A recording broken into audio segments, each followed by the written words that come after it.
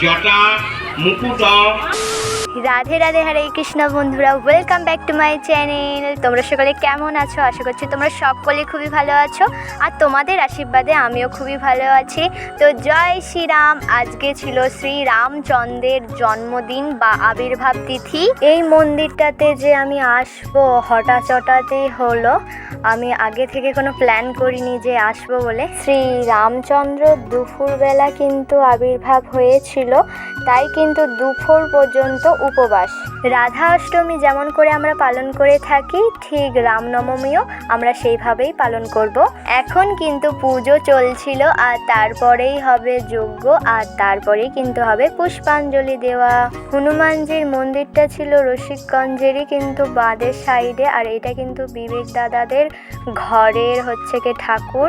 আর ওটা ছিল হনুমানজির যে মন্দিরটা ছিল ওটা কিন্তু বাঁদের সাইডে ছিল, ঘরেরই পাশে। এখানে দুপুরের জন্য অন্নপ্রসাদ তৈরি করছিল, আর বিকেলের জন্য কিন্তু খিচুড়ি প্রসাদও তৈরি করছিল তারা। খিচুড়ি প্রসাদ বিকেলে কিন্তু দেওয়া হবে। তো দেখো বন্ধুরা, এখন কিন্তু যজ্ঞ শুরু হয়ে গেছে, আর যজ্ঞ করেছিল একটা পিতলেরই চার চৌকা, একটা কি বলে এটাকে আমার ঠিক জানা নেই। তো এর মধ্যে যদি যজ্ঞ করা হয়, পাথরে যে রেখে যজ্ঞটা হয় না, তাতে পাথরের কিছু ক্ষতি হতে পারে, বাট এইটাতে করলে কিন্তু কোনো ক্ষতি হবে না। মন্দিরের যে ডেকোরেশনগুলো করেছিল না, অসাধারণ করেছিল, এত সুন্দর করেছিল। আমার ক্যামেরাটাতে হয়তো অতটাও ভালো লাগছে না, কিন্তু খুবই সুন্দর করেছিল।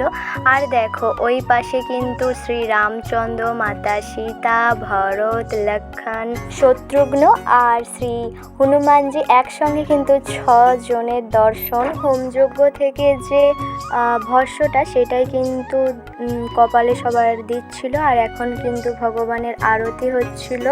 আর ওই পাশে দেখা একটা বাজনা ছিল, যেটা এখন উঠেছে, অনেক দিনই উঠেছে, আর এত সুন্দর বাজনাটা বাজছিল, আমি ঠিক তোমাদেরকে দেখাতে পারছি না, আড়াল হয়ে আছে, শুধু ওই তবলার মতো কিছুটা দেখা যাচ্ছিল। এখানে যে শুধু শ্রী রামচন্দ্র, শ্রী হনুমানজির মূর্তি ছিল তা নয়, রাধাকৃষ্ণ মহাদেবের মূর্তিও ছিল, সেগুলো হয়তো তোমাদেরকে দেখাতে পারিনি, খেয়াল ছিল না। আর এখানে দেখো তখন অনেকেই কিন্তু ভিড় ছিল। আর এদিকে দেখো রাজেশ একটা ঘন্টা বাজাচ্ছিল, যেরকম সেই স্কুলে হয় না, আর ডান্ডিটা জাস্ট আমি দেখছিলাম কত ইউনিক। তো একটা কথা বলে রাখি, সনাতন ধর্ম, যে কোনো ধর্মই কিন্তু শেখায় না যে অন্য ধর্মকে ছোট করা।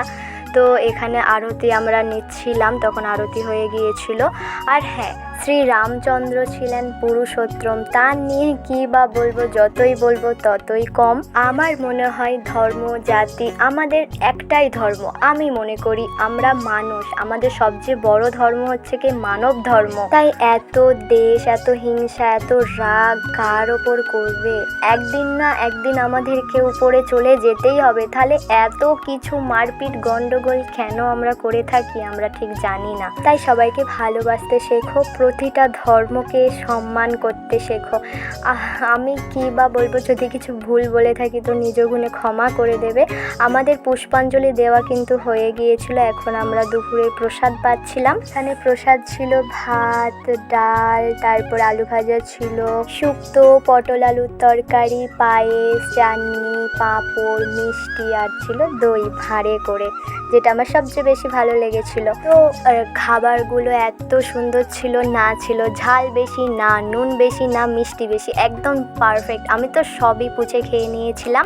আর এমনিতেও কি বলবো, ভগবানের প্রসাদ তো অমৃতের সমান। আর এদিকে দেখো অনেক কিন্তু পতাকা দেওয়া ছিল, আর রোদটাও প্রচণ্ড বেরিয়েছিল, আর খুবই সুন্দর লাগছিল। আর দুদিকে ময়ূর দিয়ে একটা ডেকোরেশন করেছিল, যেটা আমার অসাধারণ লেগেছিল। ভিডিওটা কেমন লাগলো অবশ্যই কমেন্ট করে জানাবে। তো আজকের মতো টাটা।